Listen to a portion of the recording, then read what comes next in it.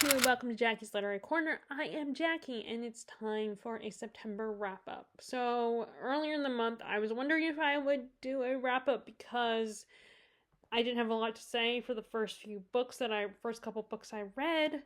But then I was able to, once we were back from London and everything, I read a few more books. I read,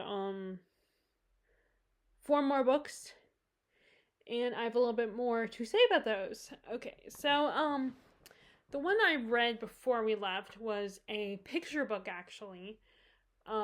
This was a this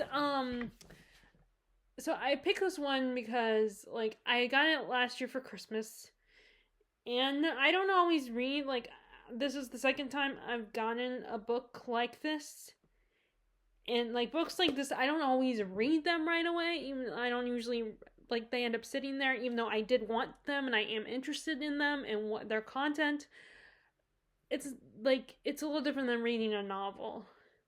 And September, there are readathon, a couple of readathons in September where it's Shorty September, where you read all these short books. And then there's also Lumos Libro. Kaylee's her name. She does a 30 books in 30 days readathon. So, and in the end, I probably knew that it wouldn't happen, that I wouldn't really participate in it. But this was kind of inspired by those readathons. And that is Gilmore Girls Gilmore Girls at Home in Stars Hollow. And this is a series that came out based on a series that came out in the early 2000s that a lot of readers really love because one of the characters is a very avid reader, and it's a very cozy, very wholesome show that takes place during the autumn and winter time because one of the characters is a teenage girl. In case you don't know, this series is about a mother and daughter.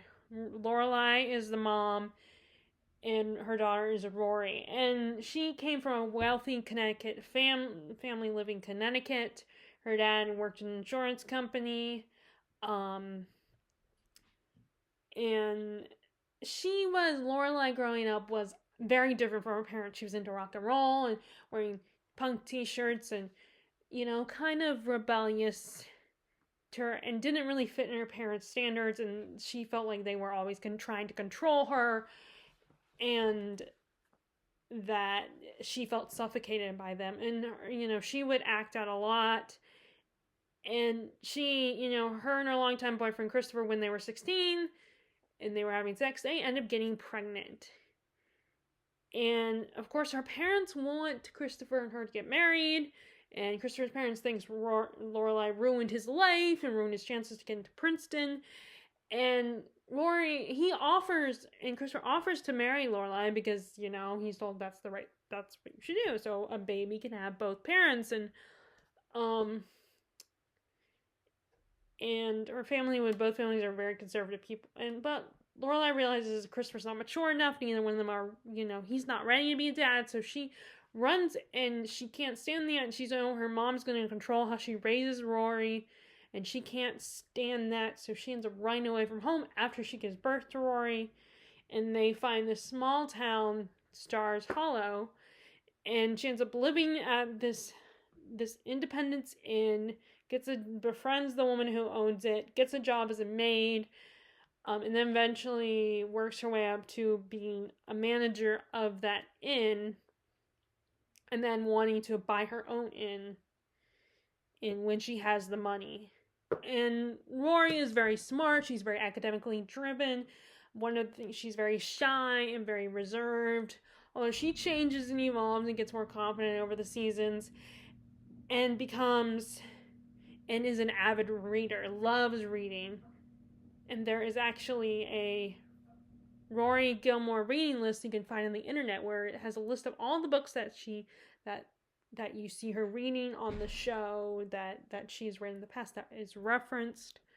And then one of her boyfriends was also a reader, so you can get his list as well. You can mark the ones that you've read or the ones that you want to read. So everyone just and it's all about their life in Stars Hollow and their relationships with the men and their friends, and we also are the messy, complicated relationship with Lorelai's parents, because Rory ends up because Rory and Lorelai have a goal that Rory will go to Harvard, so they decide to try to get her into a Connecticut prep school, and they have to go to Emily and Richard for money because Lorelai isn't rich like her parents, or not in the sense that, like, she's not in her bank account, she doesn't have her own money, and she has to go to her parents, and parents don't do anything for free, and they're like, tell her that, okay, because we want to reconnect with you, you have to come to Friday night dinners every week, and you have to call us during the week. So, and it's also, the show focused on their complicated, messy relationship.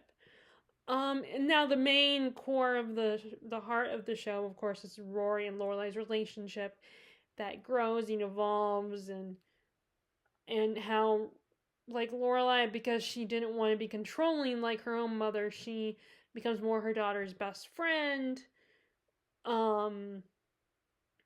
And struggles with being a parent to Rory. But Rory's also mostly a good kid. But she has her flaws, and a lot of people over the season kind of got frustrated with her and stopped liking her as much, because they realized she's kind of a spoiled brat, and she's used to it being all about her. So, and this is a picture book based on that show. It's written by Nicole Astow. Forgive me, I don't know if I'm saying this author's first name right. And illustrated by Cecilia Messina. And this is just very cozy and comforting read for if you're a fan of the show. And it basically simplifies and explains, talks about their life in Stars Hollow and their relation, and talks a little bit about their relationship with the other characters, but in a very simple, family-friendly kid way. Like, it doesn't dive into the complicated details, because this is a bit of an adult show. I mean, it doesn't have anything too, like, I would say it's probably, like, going by, movie ratings, and probably, like, PG, maybe PG-13 rating. It doesn't have anything vulgar, but, there is discussions of intimacy, and there's a lot of family drama, relationship between parents, and of course, Lorelai gets pregnant at 16, and there's there are adult themes, but it's still a wholesome show, and I think this is good to, introduce, it's a good, for nostalgia reasons, if you grow up with Gilmore Girls, but also, I think it's possible if you want to read this with your kids, like, kind of introduce them to Gilmore Girls, so that maybe one day they'll get into the show. And the artwork is very cute. I like Cecilia Messina's artwork.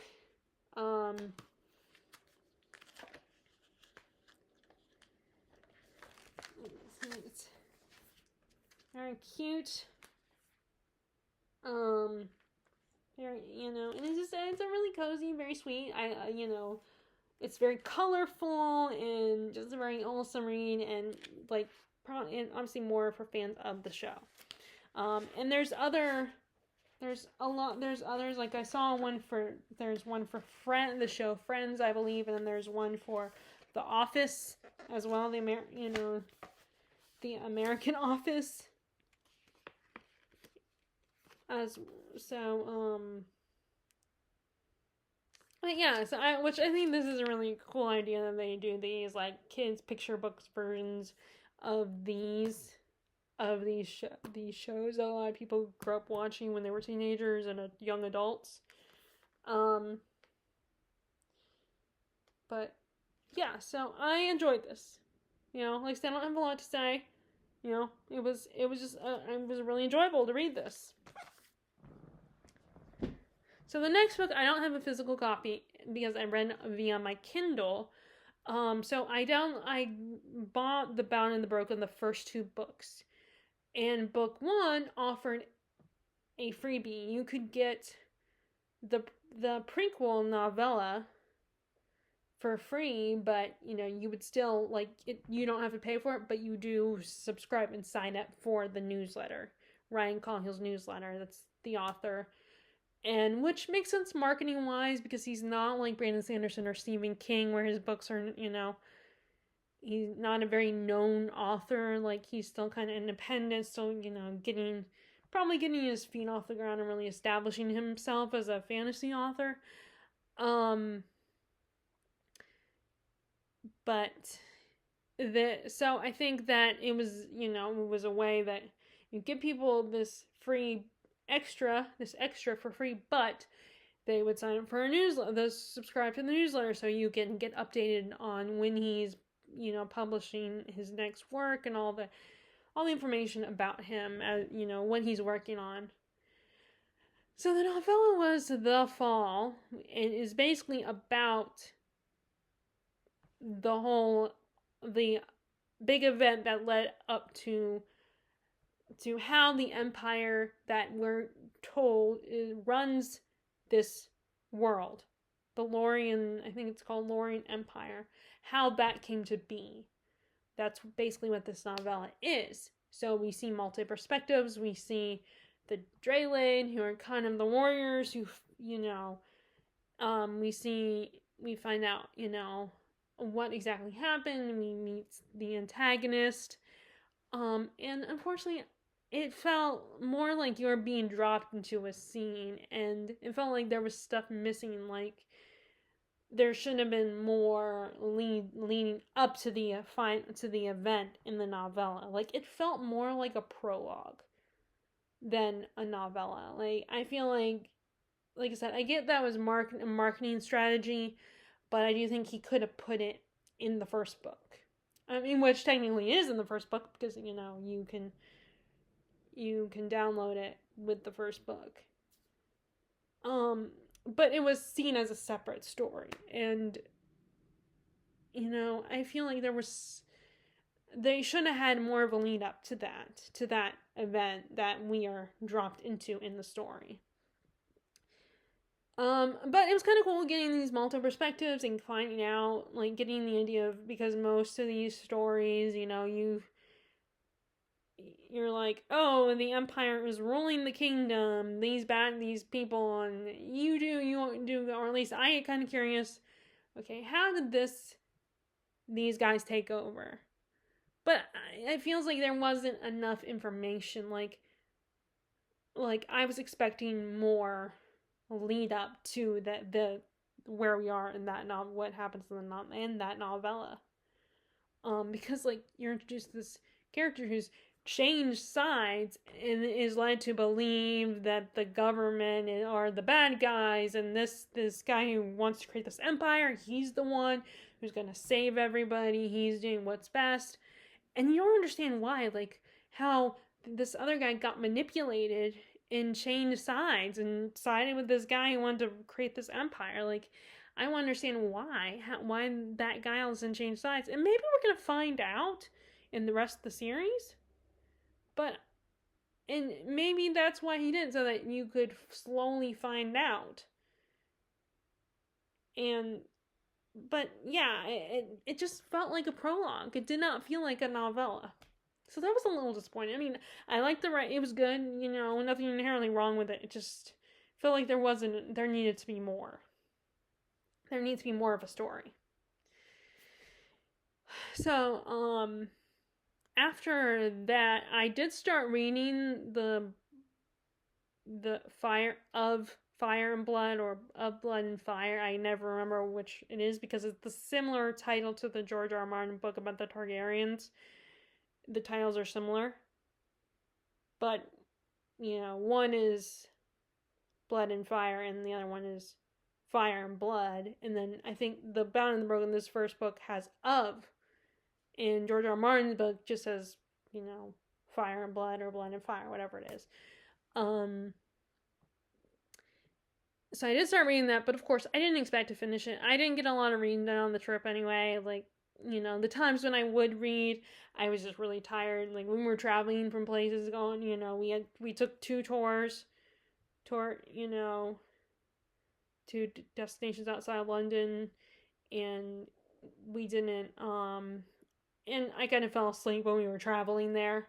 Like I just didn't feel like reading. And then when we were on the plane, the going to London, I mostly watched movies, and then coming back, again, I was also just tired and watched a movie. I did read a little bit more going back, but anyway.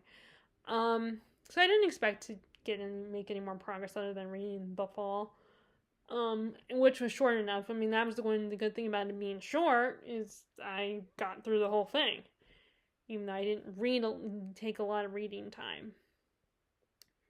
So when we got back from London, I decided to pick up a book that I bought before we left back in August, which was The Lady of the Camillas by Alexander Dumas Jr.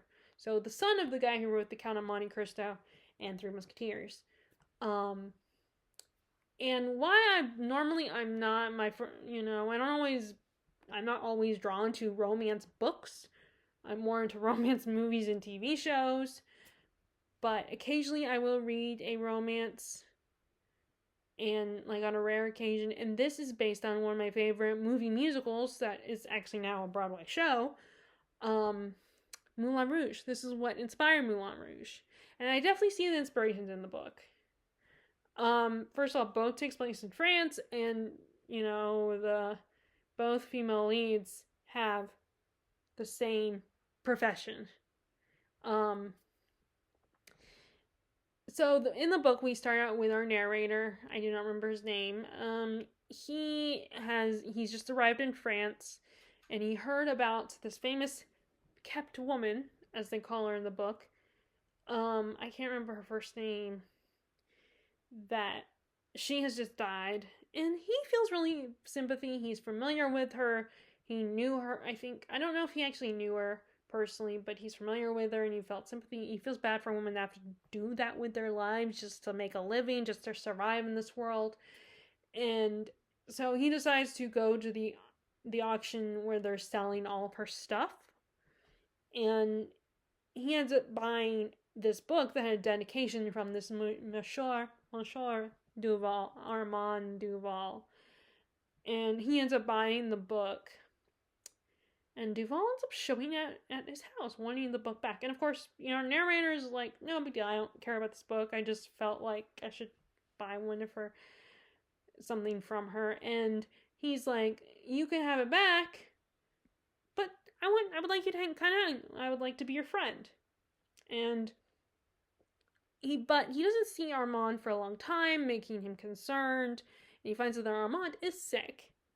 And Armand also offers to tell our narrator the story of how he knew and fell in love with our kept woman, Our Lady of the Camillas. And so the rest of the novel is their story of how they met, and he was in love with her, and it was love at first sight for him, but they couldn't fully be together because she needed these other men to give for her lifestyle. But she falls for him, and they try to be together. Armand gets jealous of these other guys, and it's a very tragic story, like Moulin Rouge, because in both cases the woman does have consumption. But I don't know, maybe because it was a movie, it feels like Moulin Rouge focuses on a lot more than the book does. This, like, Constantine's character having consumption, we see, but maybe because it's a movie where you actually see her coughing up blood and all that, you see her being sick. On the book, yeah, there's some moments where we see her coughing and everything, having coughing fits. And I think, we do know that she's coughing up blood, but it's not as much of a focus as the romance is in her relationships. This was okay. I mean, it's tragic. The writing is beautiful. I like a couple of the characters. Like, my favorite character was Prudence, who was Our Lady Camilla's business partner. she's very sensible and practical and is like, and tries to warn them that it's not going to work out between the two of them, and is like, and she is kind of motivated by the fact that our Catwoman has to give her money. So she's kind of motivated by that, but she's very sarcastic, and she's just very brutally honest. So I kind of liked her. Like, she was my favorite, and I liked our Catwoman in the she also was very honest, and I did feel bad for her because she's never really experienced love before, and she thinks she has found it. And I say think because even though I do believe Armand believed he loved her, but he barely knew her. Like, he was all in love with her when it was very love at first sight for him, which you could argue Moulin Rouge does the same thing. But he cried a lot. And I'm fine with guys being emotional and sensitive. Like, that's great, because I feel like guys are told that they can't be emotional. But yeah, even as a woman, this guy cried way too much. And he was jealous so easily, and just, while the other guys were perfect, they just were like, okay, I don't want to deal with this guy, so I'm dumping you and all that. But they weren't he was more of the jealous one than they were, I feel like. I mean, maybe they were obviously jealous, but they just dumped her and were like, oh, I can find some other woman. So I did not like him. The dad, our narrator was okay, our first narrator we meet, he's okay.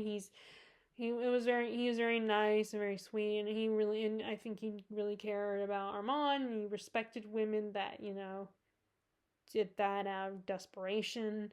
So he was a nice guy, but I feel like we didn't really get a lot with him for me to really form a strong opinion about him. The dad was okay too. I kind of was at first annoyed with him for, like, I kind of had mixed feelings, because on the one hand, I kind of agreed with him that it just was not going to work out. And, he didn't really do well. He didn't cause a lot of problems for them. Like, they didn't really have a lot of people trying. The closest anyone that came between them was Prudence, I feel like.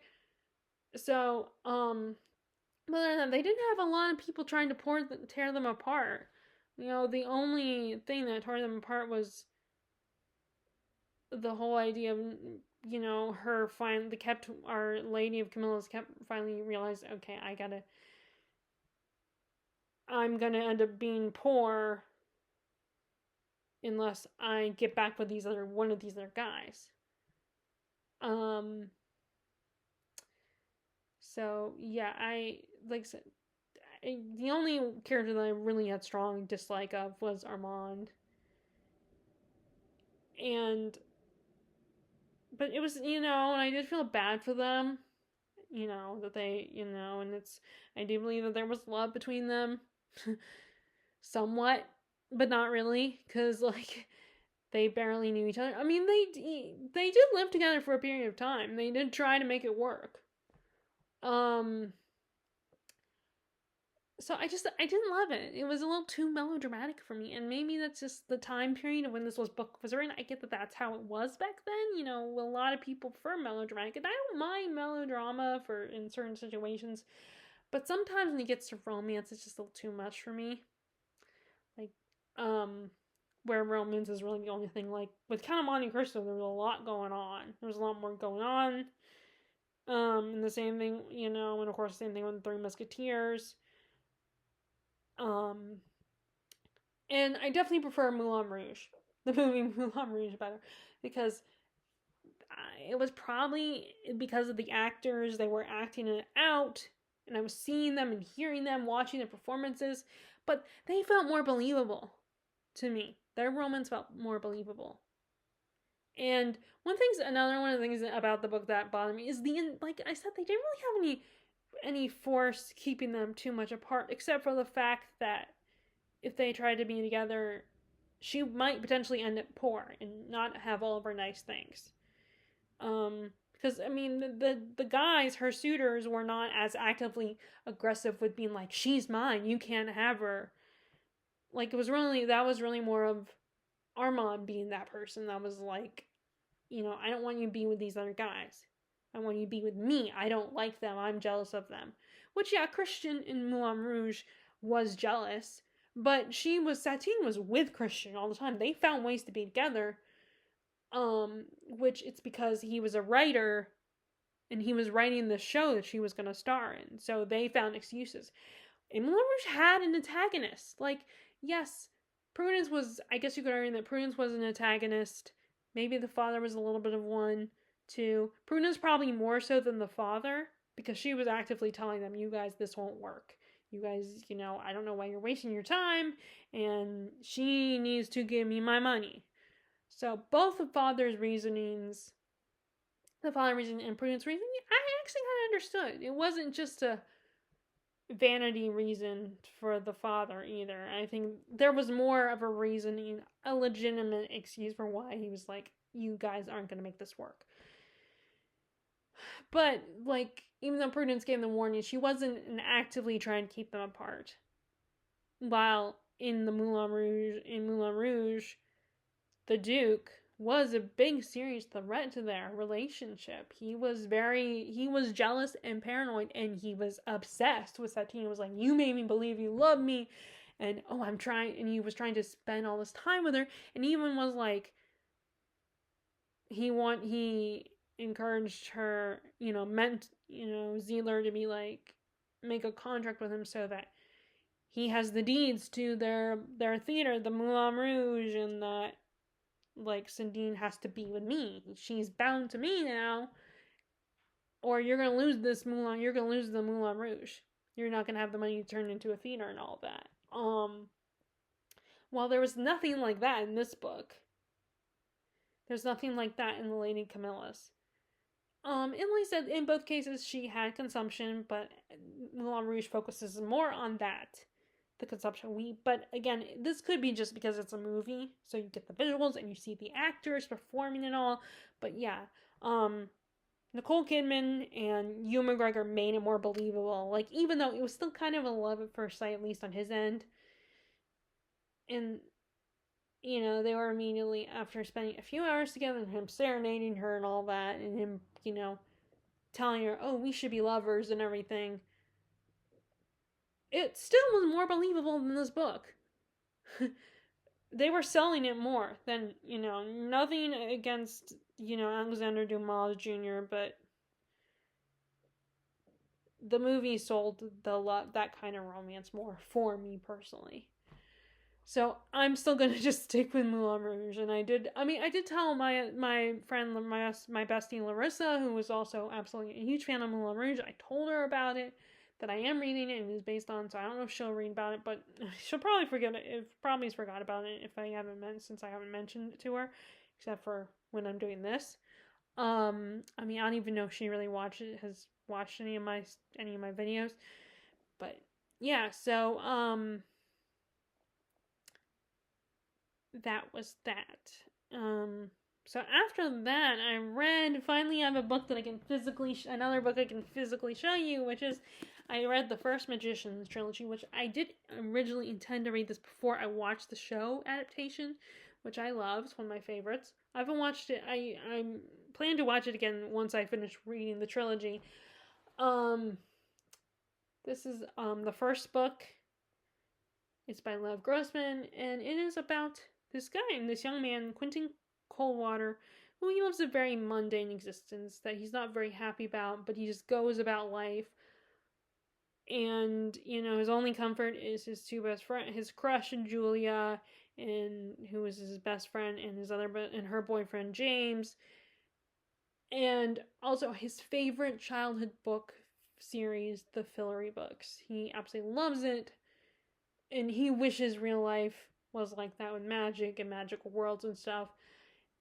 And one day during a college interview that goes horribly wrong, he gets recruited to take an entrance exam to attend a magic university, Brakebills. And he passes the test and gets into this college of magic and learns that magic is real. So we see him learning magic, realize it's not as easy as he thinks, how and he found, he has a new girlfriend, Alice, who is better than him at magic, and he is a bit jealous of her. He makes friends with these other kids who, like them, are kind of miserable lives outside of Brakebills, and become very obsessed with magic and learning it. This becomes their their home away from home, and it's all about his life at this school, and it's like, and eventually discovering Fillory and realizing Fillory is a real place. And I enjoyed this first book. I really liked it. It's a very dark story. A lot of people compare it to Harry Potter because, the school setting and everything.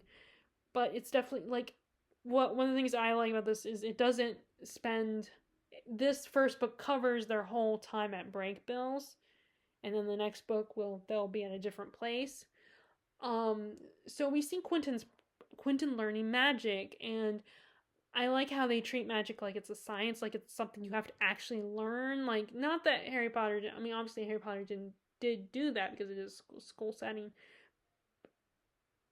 but we see Quentin's progress, and like I said, he doesn't even he's supposed to get learn and discipline. He's supposed to have a discipline, and he's unable to get one, so he ends up getting shoved into with the physical kids, and that's where we meet our other group of characters, Elliot, Janet, and Josh.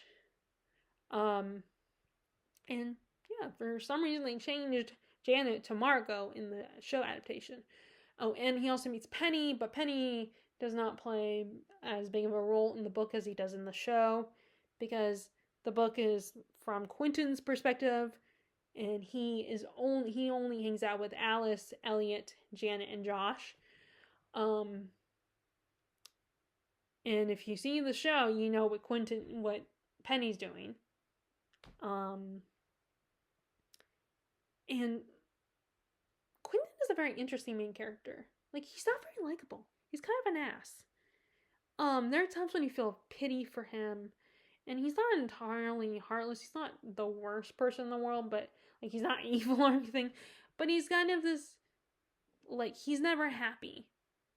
Like, the book kind of talks about, Alice points that out to him, that he's never satisfied with his life. And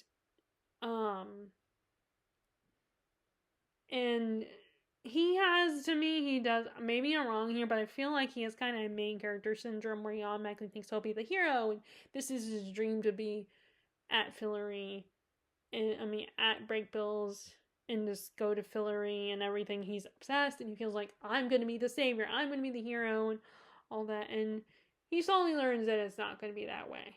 Like, he's not anything special. He's not a chosen one or anything. And he does appreciate the magic is not as easy, that he really has to learn. Like, magic is supposed to come so easy for the kids in the Fillory books. And it's an art. That's what magic is. It's an art. And he's a very selfish main character. And I feel like he kind of sabotages when things are good, and he gets bored because they seem so easy. I feel like he kind of sabotages his life a little bit. Like, at one point he does something to really hurt Alice in their relationship. And when he gets into Brakebills, he has this huge crush on Julia, but then he gets to Brakebills and Julia doesn't. And he meets Alice and everything, and they end up getting together. He drops Julia. Like, he sees her again when he goes home for his break, and she's like, I know it's all real. I know it happened because she didn't get her memory erased. She didn't forget about it. She's like, I know magic is real, and you have to talk to the dean. Let me get to the school. And he's like, I'm sorry, I can't. What's done is done, and you're supposed to forget about it. And he's like, okay, fine, I'll go talk to the dean. But he's like, he doesn't care about her as much. He's like, you're not as important anymore. So it's like, once he gets bored with something and it gets easy, all of a sudden it's like, oh, you can go. You're not worth my time anymore. But yeah, so he's a very complicated character. But that's what makes him so interesting to read about, and him being the main character, because you just don't like him most of the time, and most of the time you just want to strangle him. because he's such an idiot and he's such an ass. Um, all the other characters are really interesting as well. And they're all kind of going through a lot of shit. They all have crappy lives back home, and um, they see the Brakebills as, a comfort, that they fit in more in this world. They're not black sheeps in Brakebills. They're not like, some of them are black sheeps in their family, and they fit in really well. They really blend into, and actually, funnily enough, it's Quentin himself who struggles a lot throughout the book to really adapt and be really well adjusted to all this situation, even though this is what he's always dreamed being true and being real. He's still like, it's, things go wrong. I really like the Brakebill South stuff. That was really fun. Like, Professor Marsgowitz, sorry, I don't know how to say his name. He is a Russian professor, and he got banished to Brakebill South, which is in Antarctica. And he's so cantankerous and cranky and bitter, and he doesn't coddle the students. He's very hard on them and very brutal towards them. That's where they learn how to turn into animals at one point, and he's such a fun character. He's such a mean, cruel human, teacher at the school, but you kind of like him. And how hard he is on Quentin and his classmates. At one point, he literally takes away their voices so that they just focus on their studies. And he's so brutal, but it's so entertaining, and he's so like sassy and rude to them. And I remember also liking him on the adaptation as well. But yeah, so this first book is really, was really good and very, like, just, it doesn't sugarcoat things. It's very brutal and very blunt. Now the only thing is why I think the show is better is because we're not just focused on Quentin. Like, he's still kind of the main character. He's still the main character, but this book is very first person, like, narrative. Let me see.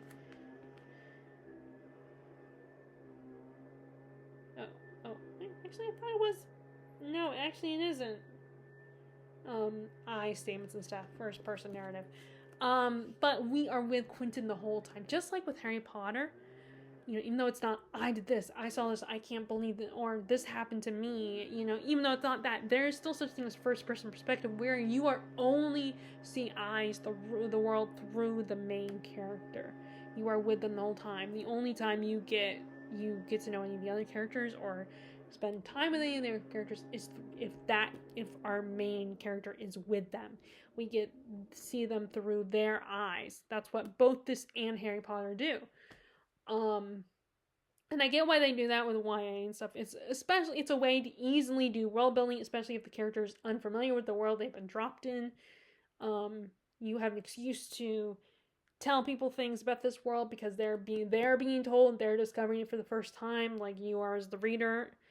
And like, you can put yourself in their shoes, in which I think is why a lot of times young adult main characters are considered kind of bland, because you're projecting onto them the other ones you project on those characters, so they make them basic in personality, and you're inside their head, especially when it's first person narrative.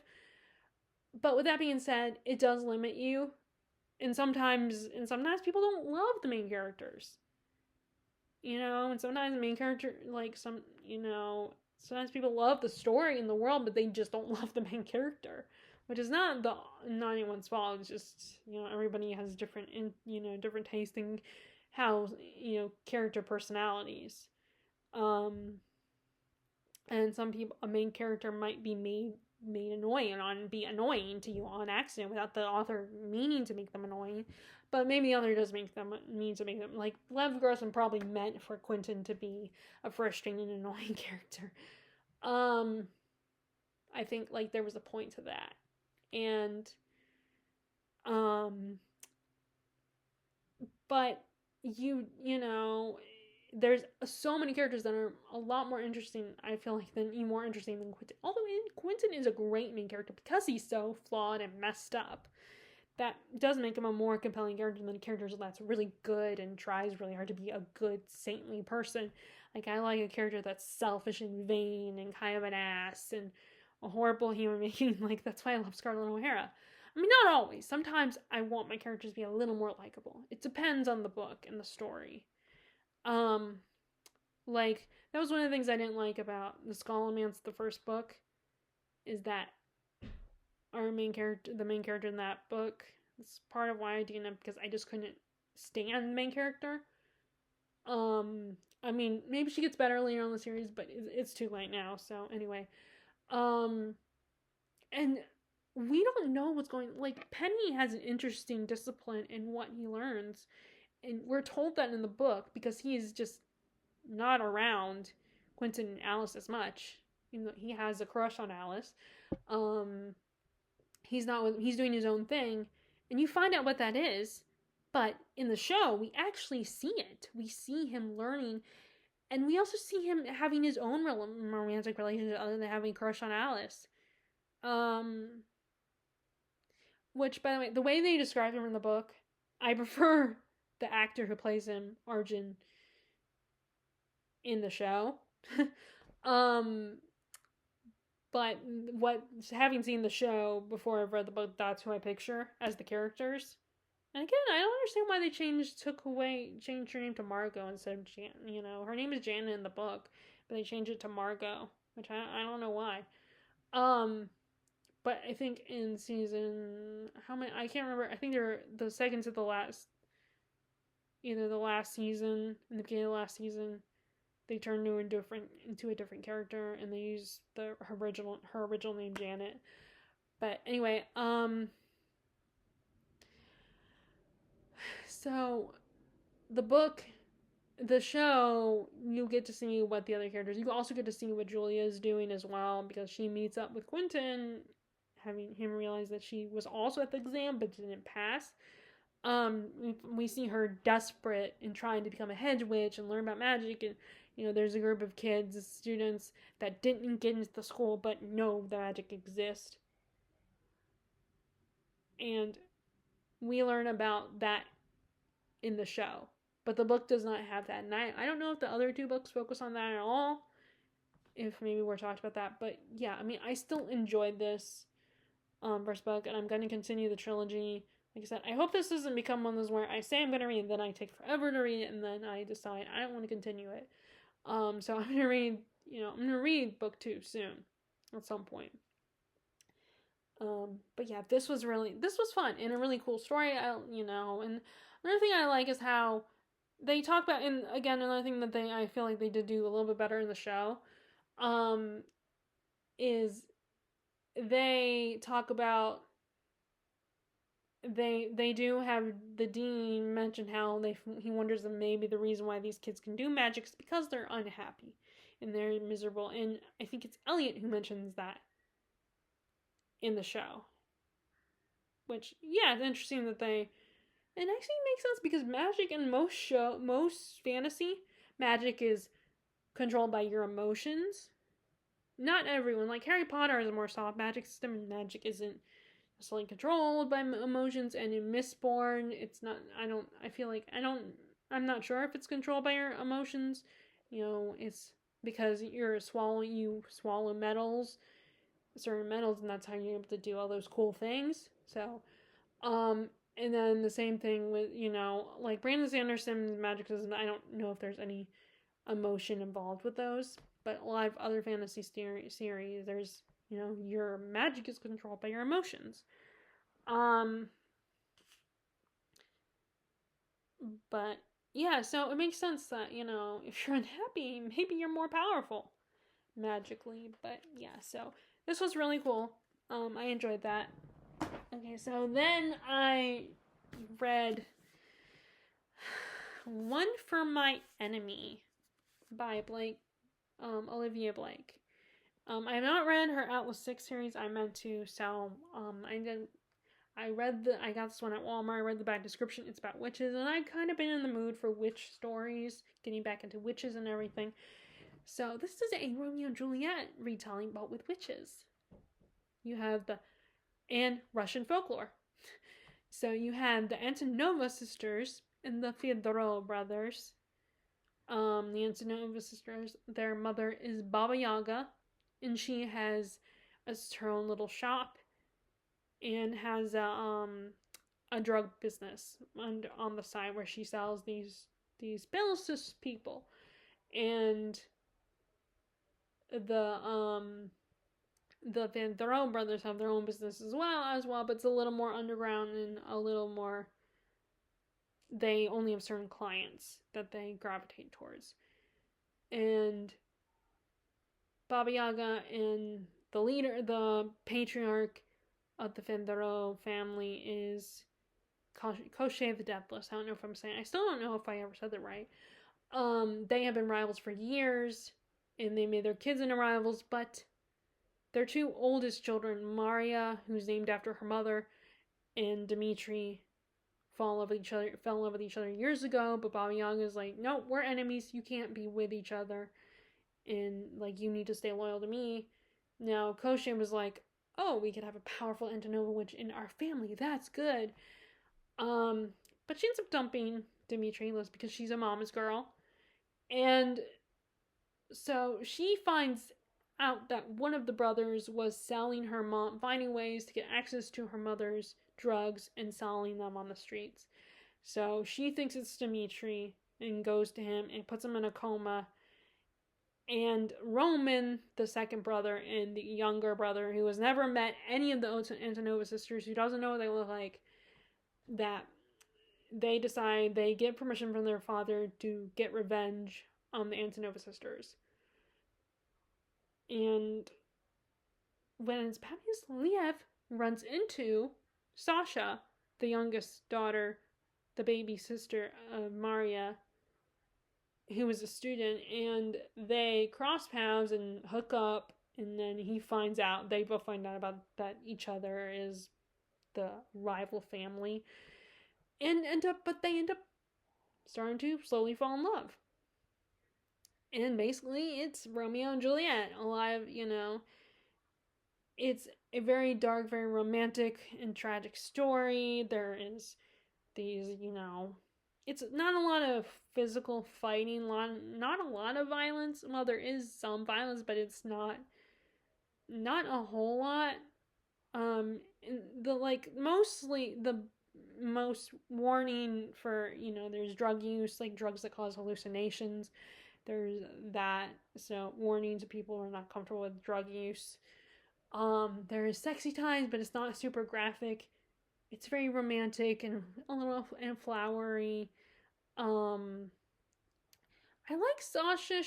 I probably relate to her the most, very smart, very sarcastic, but although I can't take care of myself as well as she can. But she's also a powerful witch, and I'm not.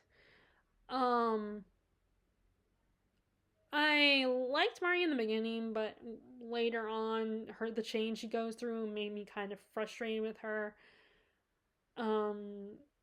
Which she becomes kind of cold and less feeling, but though she does love her sister and wants to protect her. I liked the brothers. They were all very interesting. Like, each of the characters had their own personalities. Now, since the Antonova sisters, there's 7 of them. Some because the book focused on Sasha and Maria the most, and their relationship with Baba Yaga. The other sisters, we're told a little bit. We're told what each of their specialties are, and we get a little hint of their personalities, but we don't really get to know them. So that was a little disappointing, but maybe Olivia Blake will write more in this world. I think that would be fun, like make it and like do another Shakespeare retelling or something. I thought the Russian mythology was really cool. They do reference a Russian fairy tale in the story, with the namesake of Maria's namesake, and Eric Gomener, I could take him or leave him. He was kind of wrong, but I knew they probably needed his type of character. And they do have fae in this, but they're not a major part of this. And because I know it's a witch book, so they don't want fae to take over the story. But there was a character in here, I don't know if I still know how to say his name, Brian or Byrne or something. And he was he worked both sides. He was a bit of a, playing both sides. And he's very charming and sarcastic. He was fun, but I was kind of disappointed by the fact that he wasn't, like, usually fae are more powerful than humans, than mortals. But maybe, he's only half fae, and like I said, they don't want him to overshadow the witch characters. Like, he covets the witch's magic. And again, he's half human, I think. So maybe that's part of the reason why he's not powerful. Like, he can do some things with his own magic, but he's not super powerful, and he wants witch magic. But I wish they had done more with him. But maybe if she writes more in this world, they will. But he's kind of a funny character. A lot of the characters, I didn't downright hate any of the characters. Hate as in, and when I say, like, I hated them as characters, but how they were done, I didn't have any serious problem. It was good. And you definitely could see the Romeo and Juliet influences, how potentially some of the characters could kind of represent the Romeo and Juliet characters. The romances were beautiful and, fun to read about. And the writing wasn't anything special. I mean, it was good, but it wasn't anything super special. But it did have a little bit of a Shakespeare feel to it, like how it was written. It was very dramatic. And I like how it looked at the children's devotion to their parents, and that maybe their parents aren't great, but feeling having to be loyal to their parents and struggling with that, and realizing maybe their parents are actually horrible people. And trying to, struggling to, you love your parents, you seek their approval, but you also kind of resent that they put so much pressure on you and you have so many high expectations. And, like, both Baba Yaga and Koschei the Deathless kind of very much manipulated their kids to, hold on to them and to keep them hostage. Now, Koschei is interesting. He was a little more cold and not as affectionate. But Baba Yaga was actually really affectionate with her kids, with her daughters. So I could see where you could easily be charmed by her as a mom.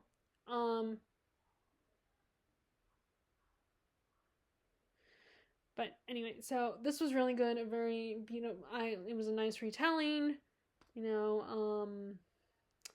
gave it 3 stars. It was good. It was very romantic, a very good story. So the last book I read and finished, another one I don't have a physical copy because I listened to it via Libby, the Libby app, and I totally forgot that I had put this on hold. And that was A Winter's Promise, the first book in the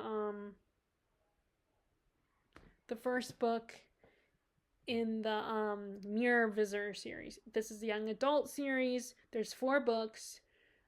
Unfortunately, I have to, on the second book is apparently not, I don't know, maybe it just doesn't have an audiobook. I know it has an audiobook. The audiobook, it just isn't available on my Libby app, I guess. So I had to put a notify me. That's kind of disappointing because I don't like, trying to stick to one format. But, I'm sometimes, on occasion, I'm forced to try different formats. And if I'm not physically at the library, I might still borrow a physical copy. So in this world, the god of this world basically, got angry and shattered the world and split it into all these different floating kingdoms. So our main character, Ophelia, is from Anima. And in her kingdom, the people of her kingdom, I think it's a more maternal kingdom, and you have some of her people are readers, people that can read objects. And that's what Ophelia was one of those people.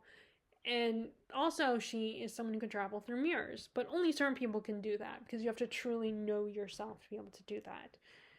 And after so many years of rejecting suitors, her mom finally finds her suitor from one of the northern kingdoms known as the Pole, this Thorn. But she doesn't know a lot about him, and of course, she's honor and duty bound and will be banished if she doesn't marry this guy. So she goes along with it. And when he shows up, he is very cold, very formal.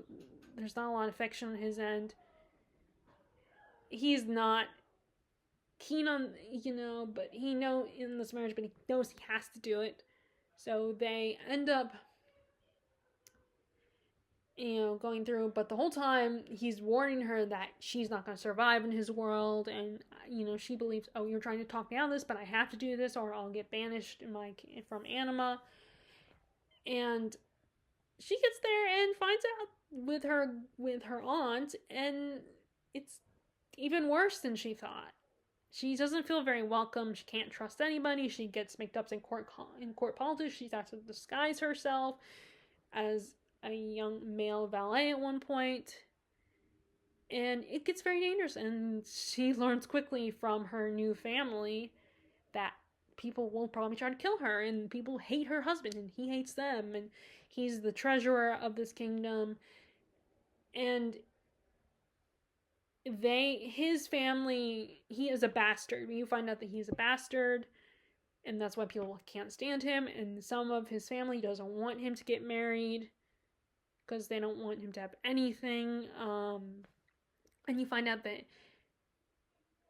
and it's basically her trying to survive and adapt to this world, and her only friends are some of the servants, and she has a very hostile relationship with Thorn. And she has also a very intriguing relationship with her future aunt. So I kind of liked it. I know a lot of people had criticism and felt like it was it was using a lot of similar ideas to other young adult series. But I kind of liked it. I like the idea of like these floating islands. They look like, the cover looked like those tops. Those tops that you stand on the table, you balance them, and they spin.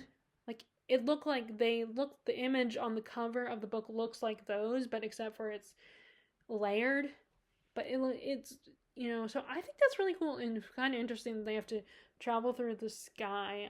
Now it is European inspired, so if you're not, you get kind of tired of the European centric fantasy worlds, then yeah, that might bother you that this is another European centric story. But this is a originally French fantasy novel.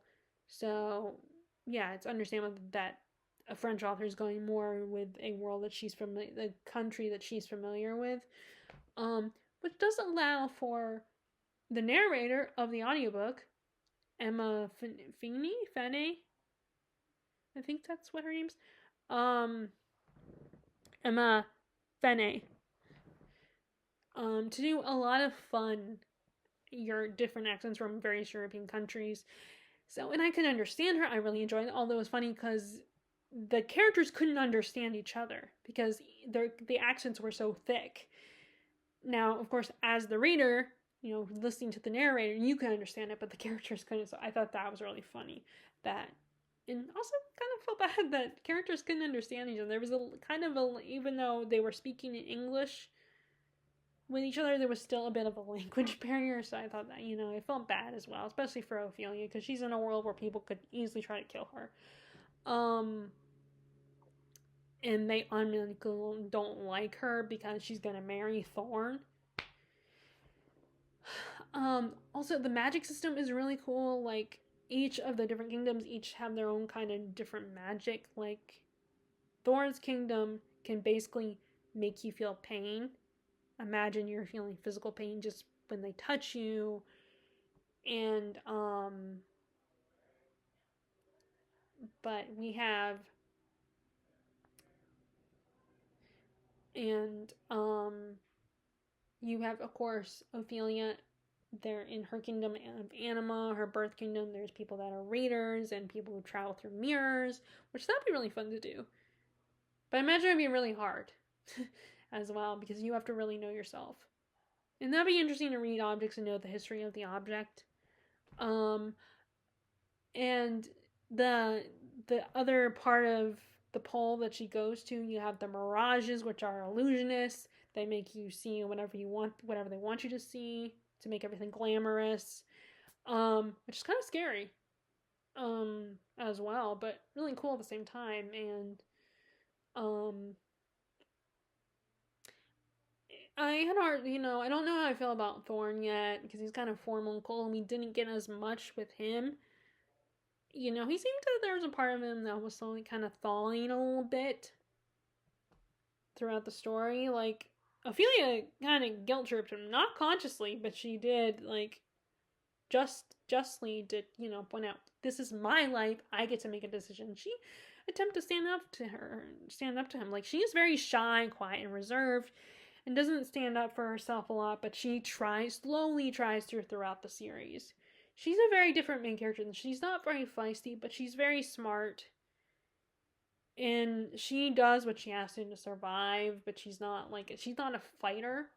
She knows who she is. In fact, she hates being in disguise. I did like the aunt. She was really fun. Like, she was very unpredictable. You didn't know if she was going to get mad at you or not. But there were times where she actually showed kindness and consideration for Ophelia and trying to genuinely help her out. But she was definitely a master manipulator. But she was also charming and kind of fun. And so was the character of Archibald. He was very much, you couldn't trust him, and he was a bit of a scoundrel and a ladies' man. But you can see how he wins and seduces these women that he gets, even the married ones, because he's charming, is charismatic, and he knows the right things to woo you. But he's also unpredictable. You can't trust him, and he will take advantage of you. But he was also a fun character from the viewpoint of a reader. There were some antagonists that were kind of they were familiar types of antagonists that you see a lot, but at the same time they were also kind of fun, because in a way, at least for me, it was still a little bit of surprise, but not at the same time if that makes any sense.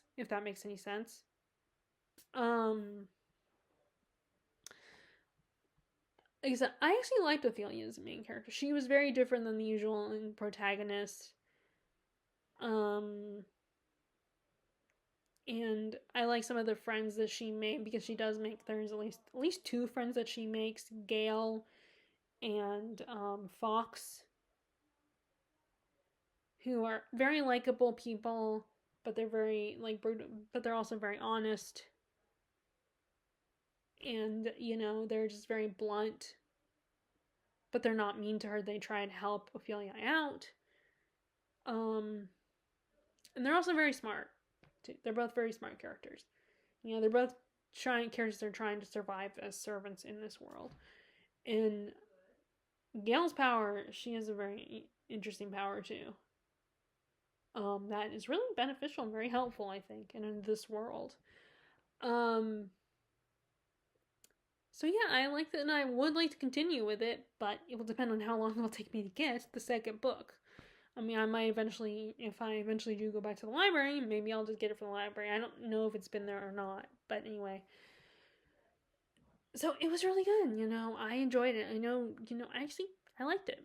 I haven't written my review yet, but I will. I had fun, and I do want to continue with the series eventually. And anyway, so that was my reading month for September.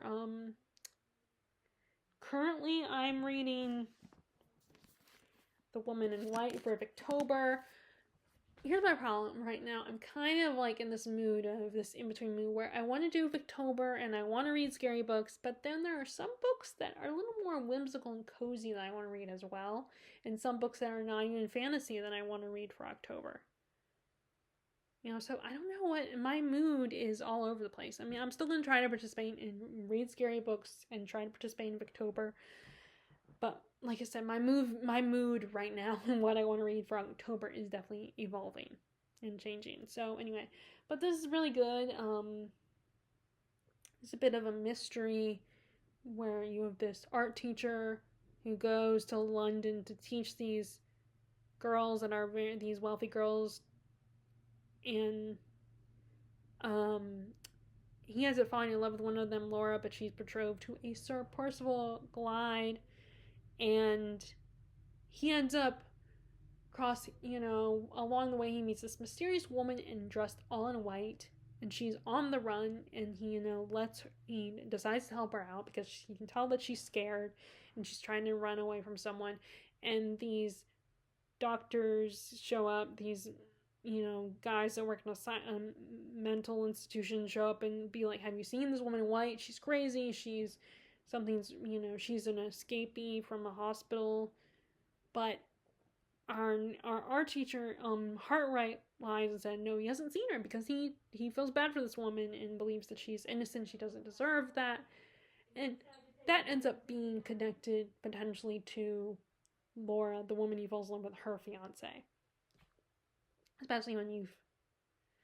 So far, I'm really intrigued by this. I'm definitely intrigued by the mystery and I do not trust Sir Percival Glyde. I don't like him. I want Laura to get out of this marriage, but I don't think she can. But yeah, I'm enjoying this. I don't know what else I'm gonna read this month. Like I said, my mood has changed. My original plan for October was to read Dombey and Son, the family parsonage, and reread Wuthering Heights, but that might change. I do need to finish Dombey and Son and finally read Family Parsonage, especially because one of my goals this year was to read some Trollope and Collins and Wilkie Collins, because I've had 3 of Wilkie Collins' books for years, and I'm slowly making my way through Barsetshire. I still can never figure out how to pronounce that. Barsetshire series by Anthony Trollope. And I want to make progress with both those authors, especially with Collins, because I've started both this one and The Moonstone and Armadale, the 3 books of his that I have, but I haven't completed them. So my goal is to read him. And then, like I said, I've been reading Dombey and Son off and on. With the classic authors, I need to kind of get in the mood to read with that writing style. I need to really, I can't just read a little bit of it, jump in and read a little bit and then stop and then pick it up again. I need to read a good chunk of it and get really into it. But yeah, I want to read, so I don't know what else I'm gonna read. Like, there's my mood has been all over the place lately, and that seems to what happened every October, or at least the last couple years. So we will see what happens. I would love to know what you read in September. What was my favorite? I really liked One for My Enemy and Winter. I liked the last 3 books I read. One for My Enemy, A Winter's Promise, and The Magicians.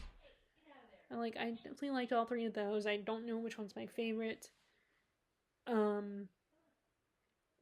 They all had really fun premises. And I had a lot to say about those. Like I said, I was very worried that I wouldn't have a lot to say if I did a wrap up, for September. And it turns out I was able to read 4 other books that I had stuff to say about them. Even The Lady of the Camellias. And that's what I was worried about. Again, and I've said this already, that it wasn't about making sure, I gotta read a bunch of books. It was more that I wanted to have a lot to say to you guys, a lot to talk about, and I felt like with the first 2 that I read, I didn't have a lot to say on them. I mean, I spent more time giving you guys the plot of the show Gilmore Girls than talking about the actual Gilmore Girls, this actual book, the At Home in Stars Hollow, because it's a picture book. I didn't have a lot to say about it. It doesn't even have much of a plot. And then the same thing with the novella, which, again, I keep using this word, but it feels like a prologue. It does not feel like a novella. It's basically a prologue. But I was able to read 4 other books that I had a lot to say about them. So I felt confident I could do a wrap-up. So Lisa, I would love to know what you are currently reading, in what you read in September and what you are currently reading.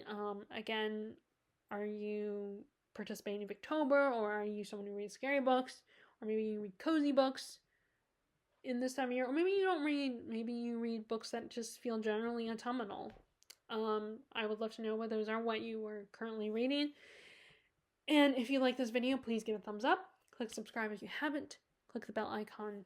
And if you want to be notified about my latest videos. And I hope you are enjoying your reading. And I will talk to you all later. All right, bye.